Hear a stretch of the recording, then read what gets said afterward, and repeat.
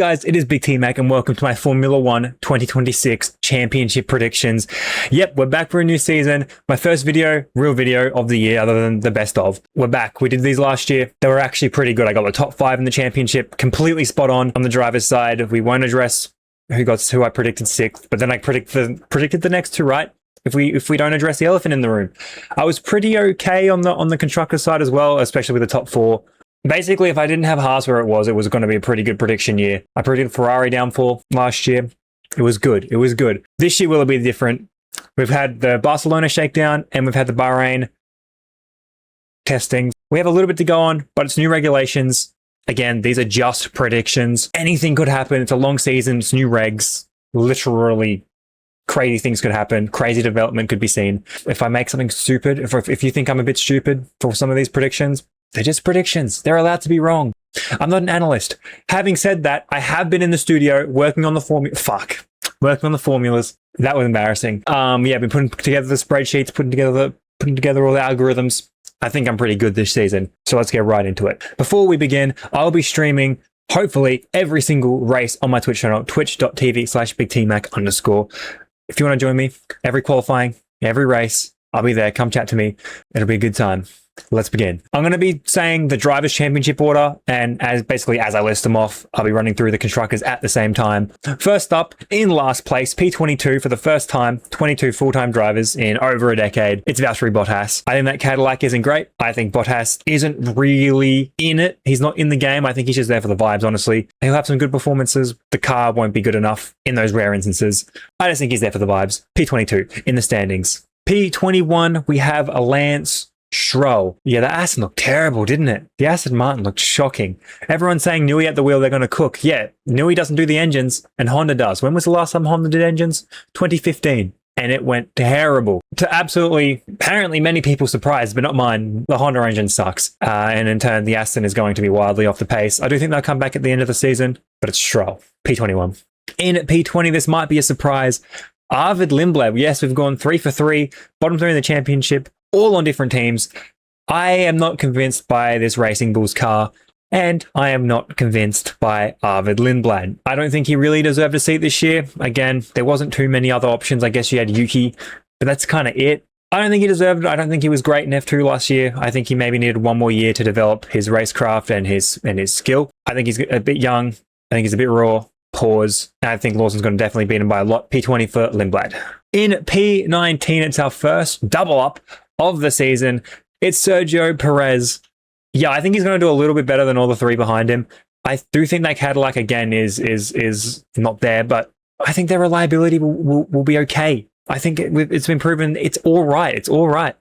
And I think there'll be a race where Perez gets lucky in terms of not retiring and everyone else does, and he'll be in the points, and it'll be decent points. How many times that'll happen this season? Probably not many. But having said that, it's P19 for Perez. And with that, P11 in the constructor standings for Cadillac. Yep, they definitely weren't the worst car. That was definitely Aston Martin. I think reliability-wise, Cadillac is not too far off from everyone else. It's a lot better than Aston Martin. I do think their pace is a little bit far off. I don't think this season's going to be a real test for them. I don't think they're going to be really grading their season, other than don't embarrass yourself. I think they'll be okay. They just didn't look like they had a lot of pace. And I think Aston will, who are definitely the worst car of the grid right now, they'll definitely outdevelop them. And Honda will fix it enough by the end of the season. Mentioning Aston Martin, it is Fernando Alonso in P18. I think Fernando writes this season off almost immediately, especially if what he says is true. He said that if this car is bad, he might wait until 2027 to call his retirement. And if that's the case, that car is going to be bad from round 1. He is going to check out. He will not care about the results.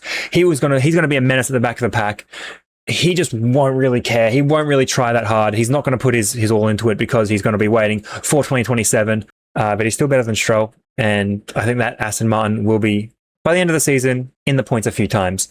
And with that, Aston Martin is P10 in the constructors. Yeah, basically what I've just said. Maybe in Monaco, they'll pick up a few as long as the engine doesn't explode. And maybe Honda develops the engine so that they actually have some sort of pace by the end of the season. This could be a multi-year project for Aston Martin. It might not even be 2027. It might be 2028 or 2029 before the Honda engine is reliable and quick at the same time. So even having them 10th is a stretch, but I think they're going to be 10th.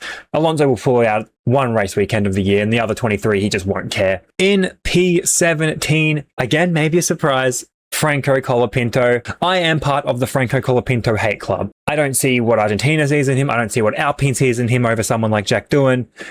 He had a very slow start to the year when he was put in the car. By the end of the year, he was there or thereabouts with Pierre Gasly. But ever since Gasly extended his contract, Gasly just checked out of the year, it seemed. He didn't really have too many good results. Is there a correlation? Maybe. I think Colapinto is not going to be doing all that. He will get a few points, unlike last year. But yeah, P17 for him. P16, it's Nico Hülkenberg in the new Audi outfit. I think Audi looked okay. Yeah, not as good as some of the teams, some of the other teams. But they definitely looked all right, I think, in testing.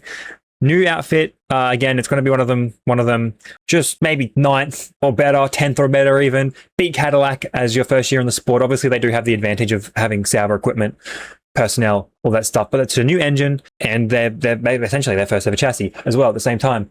But I think they look all right. Hülkenberg's getting on, though. So we won't see too many good performances out of him. I think there's only 1 or 2 more years for him in the sport. He is getting old. But yeah, P16, and it's not something to be massively disappointed about, in my opinion, for him. And in P15, it's the other Racing Bulls of Liam Lawson. Yes, I think he absolutely slaps up Harvard Lindblad this year. Honestly, the difference between him and Hadjar was not that much. It was just Lawson getting the grips with losing his seat at Red Bull, the lack of confidence there, and then having to get up to grips with the Racing Bull. Past Monaco, I believe. Maybe Monaco or Spain, I can't remember. Lawson had more points than Hadjar for the rest of the season, including Hadjar's podium. So Lawson is just as good as Hadjar, if not better. And I think that the gap between Hadjar and Lawson is massive compared to Lindblad, especially at Lindblad being still a teenager. I think the Racing Bulls as well isn't amazing. Like, they might have had a few good times at testing, but not enough. And we just didn't hear their name enough. We just simply did not hear their name enough at testing in a positive light. Maybe not so much in a negative light either, but they honestly were one of the quietest teams for me. Nothing went right, but nothing went wrong. So Lawson 15th, and with that, Racing Bulls is in P9. Just explained why. Definitely better than the bottom 2 by a long way. There's a big gap between them for sure. Yeah, they didn't set the world alight. They didn't blow everyone's minds with reliability. They didn't blow everyone's minds with pace. Yeah, so P9. And in P14 in the championship, it's Gabriel Bortoleto. I think he beats Hülkenberg this season. I think he proves, why he's a very promising young rookie. He showed it last year in parts. I think he'll do more of that this season on a much more consistent level. It'll just be the car holding him back. He'll probably stay in Audi for a few years, though, with their project, which is an exciting project, by the way. And I think Bortoleto will definitely prove he's a pretty good driver. Enough said. And with that, P8 in the championship is Audi. Yeah, if they beat Racing Bulls, it's a massive W, and I predict they will beat Racing Bulls. Yeah, the car, there was a lot of good about Audi. They, maybe the shakedown in Spa started a bit wrong, especially with some of the talk they bigged themselves up with. But you got to remember, it's their first year in the sport. It's going to be. They looked impressive for their first year, especially with the first year as a engine manufacturer. They've never done this before. Honda have, and they look way better than Honda. So moving on to the top 13. The top 13 in the championship. In my opinion, there's going to be a little bit of a gap between 13th, 14th, and 15th. I think 13th is going to be that level above. Maybe Bortoleto gets close, but definitely between 13th and 14th, and then 15th and the rest is going to be a big gap. I have a Williams driver, Alex Albon. I personally think he is not the best driver in Williams. And as soon as Sainz got to grips with that car and decided not to be as unlucky, Sainz was absolutely battering him. I think it'll be the same. I think Sainz is a relatively dependable driver. I think Albon is as well. But I think Albon won't be as good. I think that Williams will struggle as well at the start of the season. Similar to Aston, but on a much higher starting level. Aston's down here, Williams is up here. They both go up, I think, by the end of the season. That Williams could be pretty good. But I think to start the season, the Williams will struggle, and I think Albon will be struggling pretty bad. So here I have him in P13. In P12 in the standings, I have Pierre Gasly. Yes, a second Alpine driver. Do I rate Pierre Gasly pretty highly? No. Do I rate him above Colapinto? Yes. And that's not to say I rate Pierre Gasly. I just said I don't rate him. But I think he's a serviceable driver at the very least. I think he'll do pretty good for that Alpine. The Alpine looked all right in testing as well in both Spain and Bahrain. They looked okay. They had some pretty good times. They looked somewhat reliable. Mercedes engine now, which is always going to be a plus. It's an absolutely a plus for the short term at least. Before if the FAA decide to do anything with the combustion or whatever the hell the Mercedes have been technically cheating with. Yeah, the Alpine looks all right, and I think Gasly will look okay at best. I don't think he'll look amazing, but I think he'll do okay. He won't turn heads. But people won't be disappointed in the season, especially if they finish 12th compared to what they had last season. And with that, Alpine is 7th in the Constructors. Again, massively improved from last in 2025. I predict they'll be all right, especially at the start of the season. I think they'll surprise a few people with their pace. I think they're definitely the 6th best car at the moment. through the 2 tests, or a top 6 car at the moment through the 2 tests. I just struggle every year. Their development is very, very hit or miss. I'm going to guess it's going to be a miss this year. Yeah, there's nothing more really to it. Alpine 7th. In P11, now this might be a massive talking point because I have a Red Bull driver and we all know who that's going to be. Isaac Hadjar. I think he's going to, well, I think P11 in the standings is not necessarily a massive struggle, especially compared to Lawson, Tsunoda, and Perez's last season, although Perez still did all right in the championship. I think Hadjar's going to get a handful of points here and there. I think he's going to have some really good weekends here or there. I think he's going to have some pretty bad weekends here or there.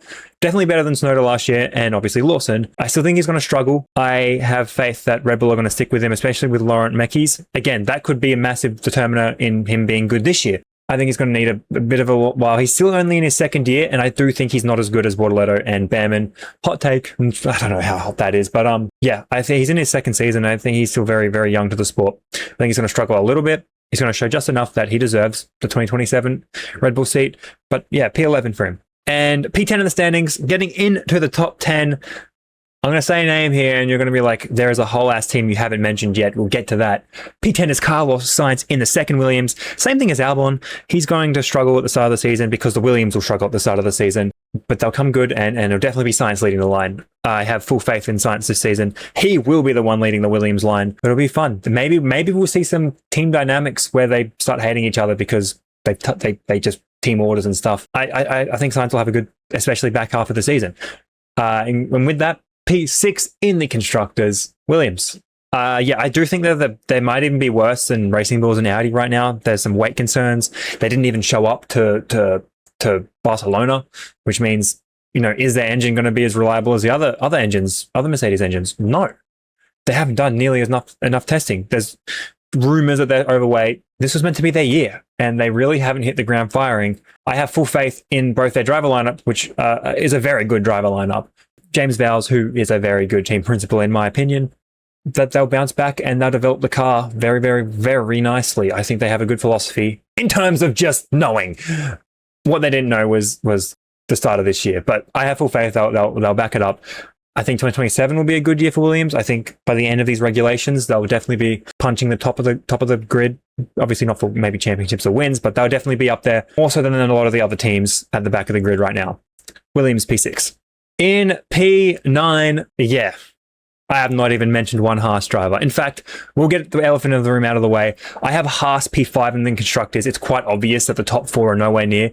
So before I even say the Haas drivers in 8th and 9th, spoiler alert, it's going to be 5th for Haas in the Constructors. They looked pretty good in testing. They probably looked the 5th best. They have 2 drivers that are pretty good, as much as people like to shit on Ocon. He looked okay in the testing. Behrman looked okay. He's going to hopefully bring that form that he had in the last back half of the season into this season. For Behrman, for Ocon, I think people underrate him, man. I think people underrate him. He may be my favorite driver, but people underrate that man. He's a very serviceable driver. And obviously we've got the reliability. They did 2nd or 3rd most laps in both Spain and Bahrain. You know, they had a problem that wasn't engine related. That might have been their only problem all the testing days. And obviously the Ferrari figured out their starts, and everyone was looking, saying Hamilton and Leclerc, they're going to be crazy on the starts. The Haas on that practice start that Hamilton flew through the field, I think it was Ocon in the car, had just as good of a start as Hamilton. He just was too scared to make it 3 wide, whereas Hamilton wasn't, because Hamilton gives no fucks apparently. But yeah, that Haas looks really good. Yeah, they'll be getting positions off the start, and they'll be starting pretty high up the grid anyway, in my opinion. They looked good over 1 lap, and they looked decent over race pace. P5 in the Haas. And now we're going to get to the drivers, where I have, by the way, this is complete bias. Again, these are just predictions. I have Ollie Behrman in P9, which is not bad. I think the Haas is good, and I think he's a very good driver, and I think he'll prove to a lot of people why he deserves the Ferrari seat when Hamilton retires, whether it be this year or next year. I don't see Hamilton driving in 2028 or beyond. I think Behrman will be very good. I think they'll be very, very consistent top 10s. That's all I have to say. Ocon in P8. What the hell are you doing putting Ocon in P8? Because he's my favorite driver, and he commented on my TikTok. Hey, can we get that TikTok up on the screen? Yeah! Esteban Ocon, let's go! Esteban Ocon commented on my TikTok. Yeah, Ocon is a good driver. I obviously watched Ocon's season last season more than most, and a lot of people will say, damn, he got dicked on by Behrman. Before the summer break, Ocon was absolutely smashing Behrman. After the summer break, he was just as unlucky as Behrman was. Behrman had a big patch of unluckiness. Ocon had the exact same, if not worse, patch of unluckiness. And there was something wrong with his car that they only figured out with 3 or 4 rounds to go, in which Ocon, I believe, beat Behrman 2-1 in the last few rounds of the season. I think Ocon is fine. I think he's relatively adaptable. I think he just has the knack in really, really chaotic races to just be there. He just is there. We have Hungary 2021. We have Sakir 2021. We have Brazil 2024. Was that 2024? Yes, it was 2024. There's just some chaotic races, and somehow Esteban Ocon knows how to be at the front when it matters the most. I think there'll be a few of them. I actually think Behrman will be quicker than Ocon over the season. I just think Ocon will have... In fact, I'm going to say right now, Ocon's going to get Haas's first podium. And big points hauls, which may not be as rare as you think, will bring Ocon above Behrman in the standings. Although I do really like Behrman as a driver. Now we get to the top 7, which... Well, 7th wasn't so hard to predict, but the top 6 was ridiculously hard. It was the same as last year. I said the top 5 last year was really hard to predict, and I managed to get all of them right. Something that I am confident I'm going to get. P7 in the standings. It's Mr. 7-time, Lewis Hamilton. Same as last year, man. Yeah, the cars are different. Maybe they suit him more. Or maybe they don't. Have we ever thought of that? Maybe the GOAT is just washed.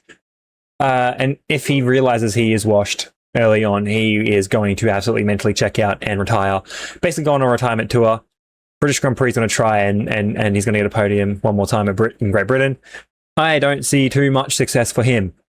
As much as Ferrari looked okay in testing, I don't see it. Yeah, that's basically it. Top 6, I have in my notes here that the top 6 are separated by 100 points, which is a ridiculous prediction, but it's how close I think they really will be this season. P6, I have Kimi Antonelli. He is still a teenager. He's in his 2nd year. He will find more consistency than last year, still be somewhat inconsistent, but there'll be even more moments of yeah, this guy is special. There was a couple last season. There'll be a couple more this season. I absolutely guarantee it. I just think against George Russell, he just won't be nearly as good. But I still think that this season will definitely be a very, very happy season for Antonelli, even though I have him as far down as P6 when the Mercedes looked really, really good in testing. In P5, some people aren't going to like this one. I have Charles Leclerc. Yes, I am banking on Ferrari disappointing once again. Testing doesn't really matter at the end of the day, because I do think that some of the Mercedes engine drivers or the Mercedes engine teams were sandbagging a little bit. I think that Ferrari have set everyone up to be disappointed for the 15th, 20th year in a row. There is good in them, but there is always good in them every year. And somehow they always seem to disappoint. I am not going against the grain here. This is not a hot take that I'm saying Ferrari are bad. It should be a hot take if you think Ferrari are going to win the championship, because they never do. Something always goes wrong. Pit wall. The developments that just go backwards. Skill issue drivers. I don't know. I mean, their drivers are pretty good, but you never know. Something will always go wrong. It's never a perfect mix for them. I have Leclerc in 15th, and that's a showing of that the Ferrari won't be as good as the... Did I say Leclerc 15th? I have Leclerc 5th. And yeah, it'll just be showing of the teams in the car and the drivers in front are just going to be in better machinery. Simple as that. Now, I've mentioned both Ferrari drivers. We're going to put them 3rd in the standings. There's a hole in P4. It should be pretty obvious who I have there. We're putting Ferrari P3 in the standings. They seemingly had the fastest car in testing and one of the most reliable cars and the car with the best starts. And while I think that them having the best starts is definitely going to be a massive, massive, massive, massive positive, especially in the first 3 races to 5 races where teams will try and finally figure it out. I just don't know if they have all the race pace in the world. I just don't know if they have the pit strategy on the pit wall behind them. So, something will go wrong. And if you throw weather in the mix, they showed time and time again last season, they don't know what the fuck to do when there's raindrops in the air. Spa, they did okay with Lewis, but that's a very, very rare moment. Britain, they sucked. I mean, they couldn't even beat a Kick Sauber. Australia, they shat the bed disproportionately, more than any other team on the grid. It was really bad. But yeah, I just think they're just going to let themselves down again. Ferrari P3 in the constructors. Yeah, P4 the P4 in the drivers standings. This also might turn some heads. Lando Norris number 1, back to Lando Norris, number 4. 4th place, Lando Norris. I think there'll be a bit of a championship hangover. I think he'll look at the Mercedes. I think he's a bit of an emotional person. I think he'll look at the Mercedes being a little bit quicker, potentially, and he'll be slightly mentally affected by that, as well as the fact that he won the championship last year. I think there's going to be a little bit of a hangover. Yeah, and no, that's basically it. That's the reasoning why I have him 4th, and I have Piastri 3rd. I think Piastri will slightly edge Norris out this year. This will easily be the closest team battle all season. They'll be neck and neck with head-to-head. They'll be neck and neck with quali times. They'll be neck and neck with race times. The team will probably blow up. Someone might nuke the McLaren HQ. No, probably not that part. I think the McLaren will be quick. I think Piastri would be slightly better, especially if you consider the first half of last season. Piastri really lifted his game. I think there's more than enough reason to think that he can do that for the whole season. That's all. And with that, I have, again, we're not mentioning P4 in the constructors, we're mentioning P2 in the constructors. It's McLaren. I'll talk more about this later, especially with the Merc engine. They look pretty fast. I think they'll be better than, even though they were a bit they were the clowns of 2025 because Ferrari already, they disqualified themselves for that award. But I think they'll be a little bit less clowny this season. And them not winning races, the garage could be very, very electric in terms of punches will be thrown. I'm kidding. Obviously not punches will be thrown, but figuratively, punches may be thrown. And that'll be exciting. I think P2 for McLaren and P3 for Lando Norris. Now, moving on to P2 in the driver's standings. Yes, but this is where we find out who will be number 1. Who will take that? Who will take the title? Will it be the first time for Russell? Will it be the 5th time for Max Verstappen? I have Verstappen in P2 in the standings. I don't think that Red Bull's nearly as fast as top 3 cars.